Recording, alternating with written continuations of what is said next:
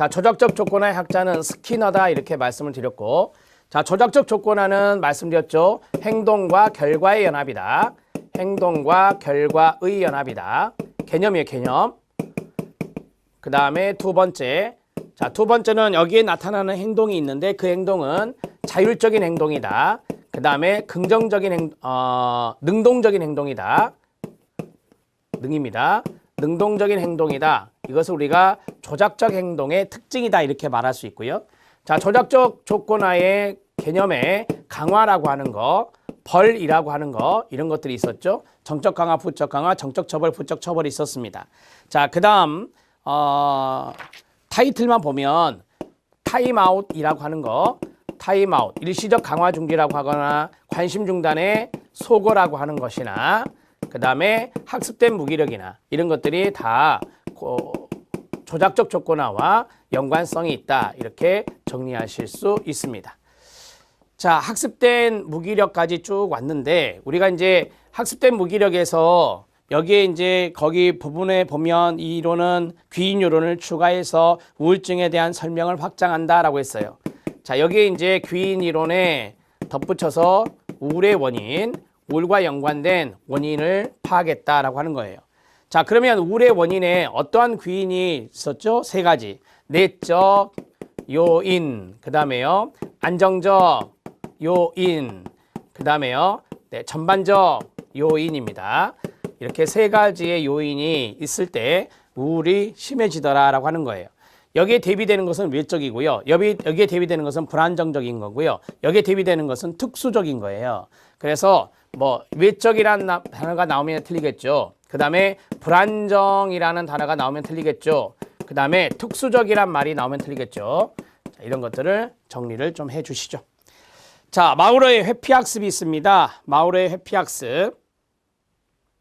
회피학습은 혐오적인 결과를 미리 신호하는 자극을 단서로 해서 이 특정한 반응을 획득하는 것이 바로 회피학습이라 하는데, 여러분들 거기 보면 참고에 작은 박스가 하나 있어요. 도피 회피학습이라고 하죠.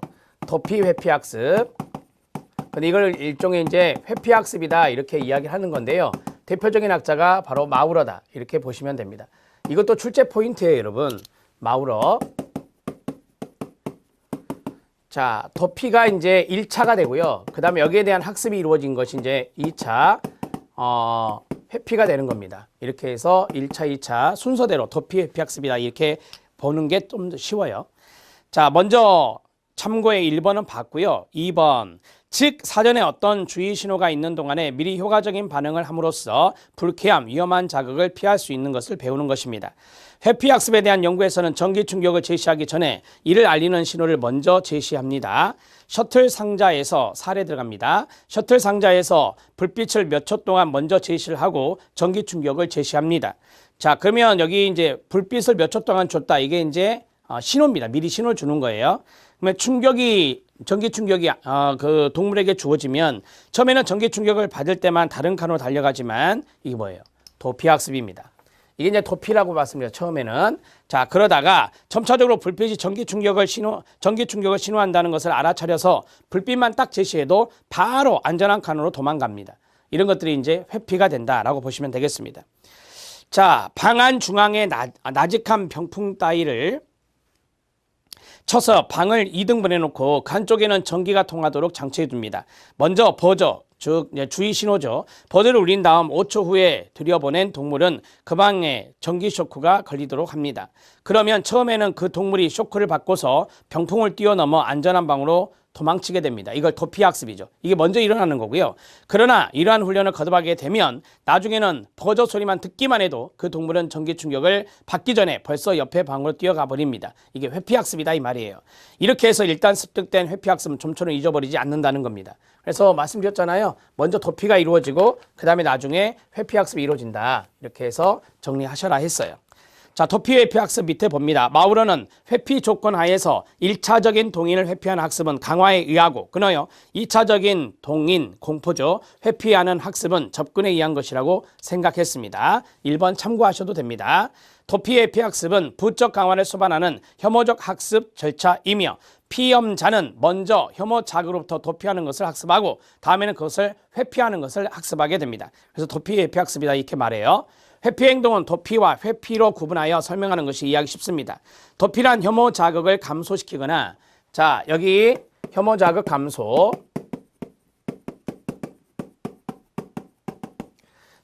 혐오 자극을 감소시킨다. 우리가 이제 전기 충격이 앞에 사례 첫 번째 있었죠. 전기 충격이 있을 때 탁 도망갔잖아요. 이게 도피 학습이다라고 했죠. 그래서 이런 혐오 자극이 뭐예요? 불빛이 아니에요. 이 혐오 자극이라는 것은 충격이에요. 이 충격에서 벗어나기 위해서, 감소시키기 위해서 도피하는 거예요. 그래서 이거를 감소시키거나 제거하는 반응을 획득한 것을 도피라고 하는 겁니다. 자, 그 다음에 어떤 사람을 만나면 기분이 상하기 때문에 모임에 나가지 않는 것도 도피라고 할 수 있겠죠. 그에 비해 현재 혐오 자극이 존재하고 있지는 않아요. 전기 충격이 없는데 이제 신호가 불빛. 자, 거기에 보면 미리 특정 행동을 함으로써 혐오적인 자극 상황이 발생하지 않게 되는 경우를 회피라고 하는 것입니다. 자, 우리가 이제 실험으로 본다면, 자, 위에 2번에 보면 이런 게 있었죠. 부적 강화를 수반하는 혐오적 학습 절차다라고 했어요. 혐오 자극을 감소하는 거, 혐오 자극을 제거하는 것이 부적 강화였잖아요. 자, 부적 강화와 연관성이 있다. 이런 것들 살짝 써드리고, 자, 이것은 사례로 이야기하는 게 좀 더 쉬우니까 전기 충격으로부터 도피입니다. 전기 충격으로부터 도피하는 거예요. 이렇게 정리할 수 있고, 그런데 전기 충격 가기 전에 사전에 뭐가 있었죠? 사전에 불빛이 있었어요. 사전에 불빛을 먼저 이게 깜빡깜빡 거려 준 겁니다. 그러면 이 회피학습은요? 회피학습은 불빛만 봐도 회피를 하더라라고 하는 거예요. 왜냐? 그 다음에 전기 충격 올 거라는 걸 이제 알게 된 거죠. 그래서 불빛에 의해서 회피가 이루어지는 것을 회피학습이다. 이렇게 정리할 수 있는 겁니다.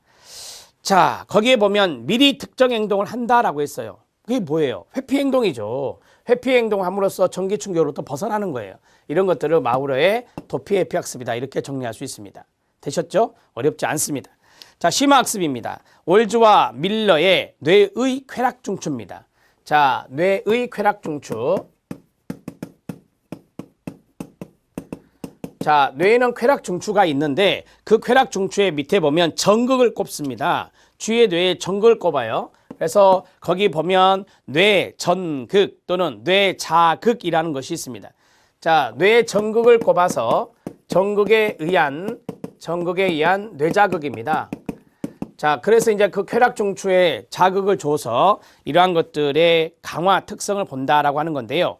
올즈와 밀러입니다. 학자는 올즈와 밀러가 되겠고, 올즈와 밀러는 쥐의 뇌에 전극을 꼽고 레버를 누르면 전기 자극을 주도록 했는데 스키너 상자 실험과 같은 효과를 뇌 자극으로 간단히 훈련시킬 수 있었습니다.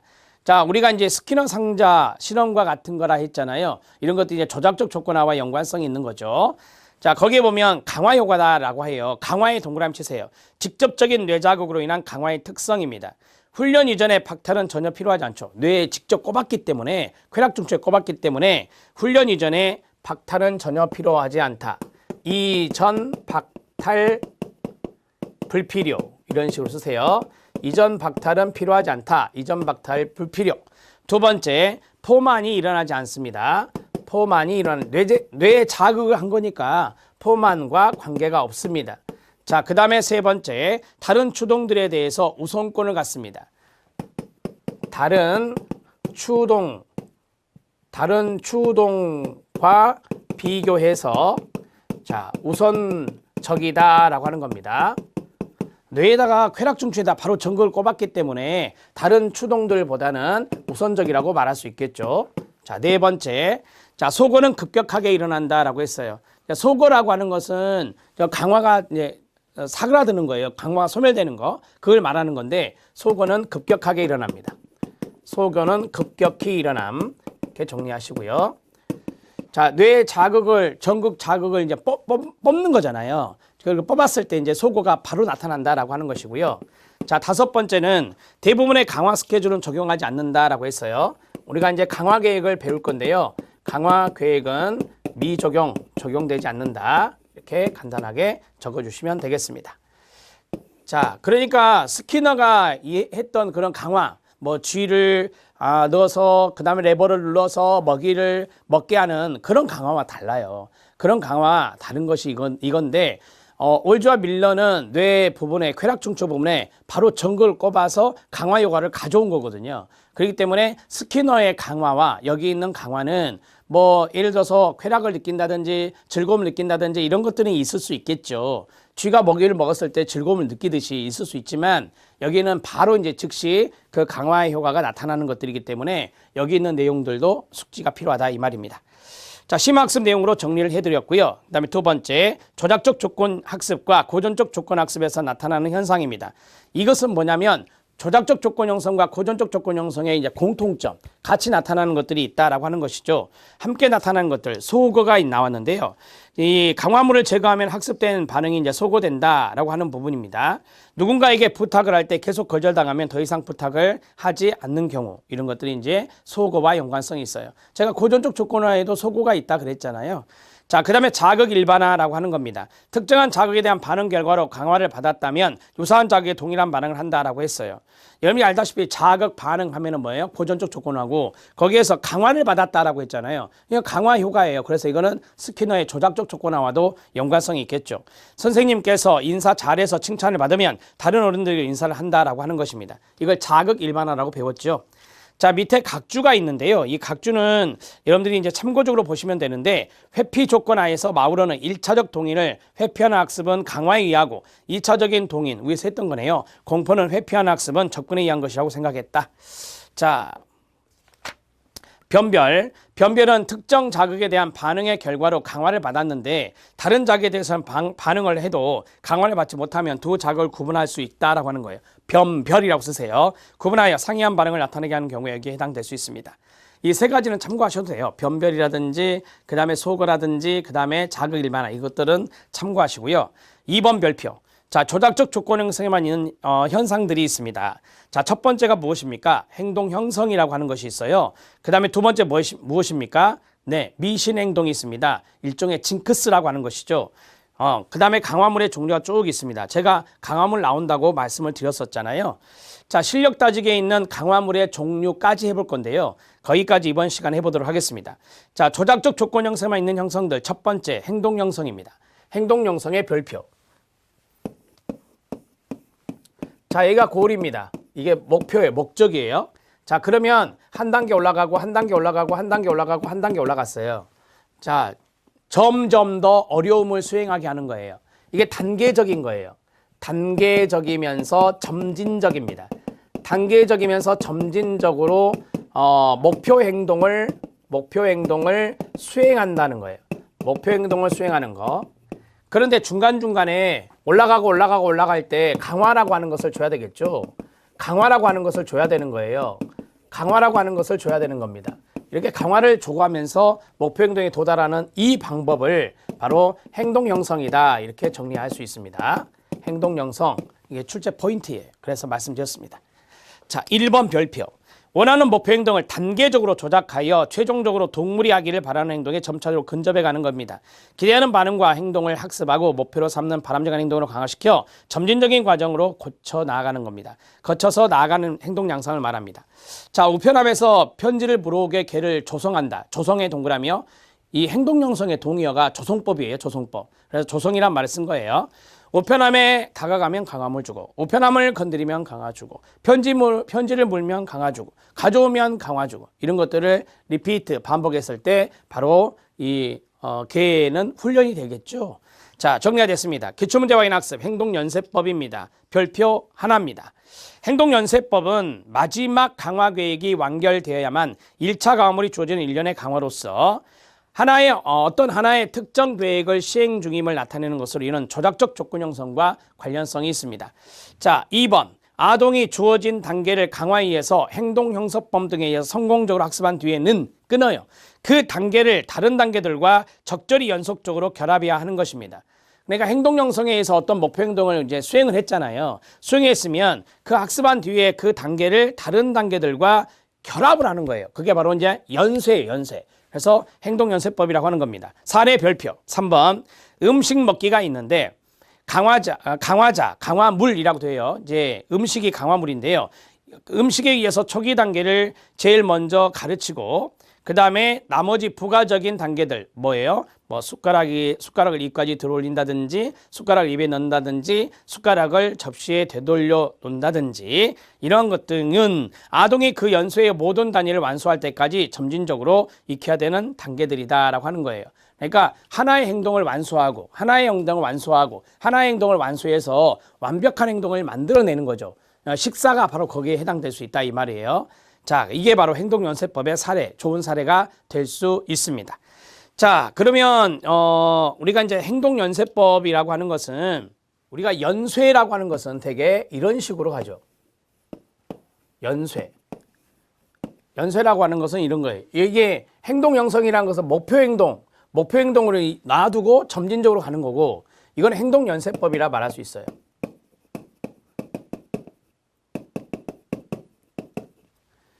자, 여기에 대해서 일행동이라 할게요. 일행동 완수. 그러면 그 다음 단계 2행동 완수. 그 다음 단계 3행동 완수. 이런 거죠. 그러니까 행동을 하나하나 다 획득을 한 다음에 그 다음 단계로 연쇄적으로 나가는 거예요. 그게 바로 행동연쇄법이라 말할 수 있어요. 자, 물론 2단계에서 2단계 가고 2단계에서 2단계 갈 때 잘했다라고 칭찬하는 강화라고 하는 것들이 들어가야 되겠죠. 강화라고 하는 것들이 들어가야 그 다음 행동으로 넘어갈 수 있잖아요.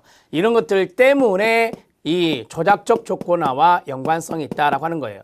조작적 조건화의 가장 중요한 게 강화와 벌이거든요. 스키너가 이야기한 것 중에 하나니까. 그래서 조작적 조건화와 연관성이 있는 것이 바로 이 행동연쇄법이다 이렇게 정리할 수 있어요. 자, 징크스 미신행동 들어갑니다. 미신행동은 유기체의 반응이 실제로 특정 영향을 초래하는 원인이 아님에도 불구하고 끊어요. 마치 그런 것처럼 그 반응을 계속하는 겁니다. 일종의 이제 징크스라고 하는 거죠. 야구 선수가 자기가 홈런을 많이 치는 것을 생각해 보니까 아침에 샤워를 안 하면 홈런 많이 치더라. 그럼 샤워 않고 나오는 겁니다. 홈런 때리고 샤워 안 합니다. 홈런 때리고 이런 것들이 일종의 미신행동이 되는 거예요. 샤워 안 한 것과 홈런 때리는 것이 뭐 관계가 있습니까? 없잖아요. 그러니까 원인이 아님에도 불구하고 그런 것들이 긍정적으로 나왔을 때, 결과가 긍정적으로 나왔을 때 그걸 계속 한다는 거예요. 보상과 아무런 관련이 없으면서 2번 별표, 완전히 우연히 어떤 행동이 강화에 선행한 경우 그 행동이 고정적으로 계속되는 것을 우리가 미신행동, 징크스라고 말합니다. 자, 미신행동이 대표 용어예요. 미신행동의 형광펜 밑줄. 자, 강화물의 종류, 강화계획 쭉 나오는데요. 여기까지 좀 보면 이것만 하세요. 자, 조작적 조건화.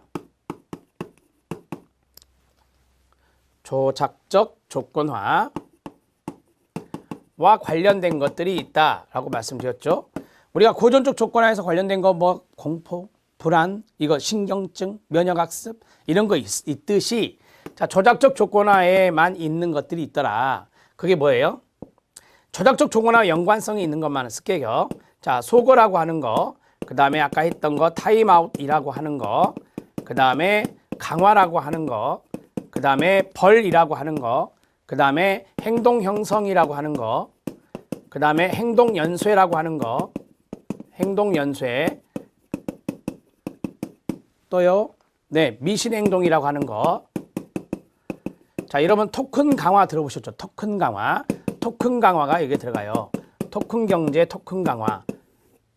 강화가 들어있잖아요. 그래서 이런 것 등이 바로 이제 조작적 조건화와 연관성이 있다. 이렇게 좀 적어 놓으시고요. 자, 강화물의 종류 들어갑니다. 1차 강화물, 2차 강화물, 사회적 강화물이 있는데요. 3번 체킹. 자, 1차 강화물이 뭡니까? 음식물이나 물과 같이 선천적 욕구를 충족시켜주는 그 자체로 강화 효과가 있는 것. 그것을 우리가 바로 1차 강화물이라 합니다. 2차 강화물은 조건 강화물이라고 하는데요. 쉽게 말씀드리면 1차 강화물과 연결되는 조건이에요. 1차 강화물과 연결되는 조건이에요. 그래서 조건 강화물이라고 해요. 선천적 요구를 충족시키는 것이 아니지만 끊어요. 1차 강화물과 짝지어져서 거기에 형광펜 밑줄. 1차 강화물과 짝지어져서 강화 요구를 가지는 겁니다. 돈, 유아들에게 보여주는 어머니의 얼굴 이런 것들이 여기에 들어갈 수 있다. 자, 그 다음에 사회적 강화물입니다. 1차 강화물과 짝져진 것이 없어요. 그런데 강화력이 있는 거예요. 아, 1차 강화물과 짝져진 건 뭐다? 2차고. 1차 강화물과 짝져지도 않았는데 강화효가 있는 것. 이런 것들이 바로 사회적 강화물이 되겠습니다. 칭찬이나 타인의 관심 이런 것들이 여기에 들어갈 수 있겠습니다.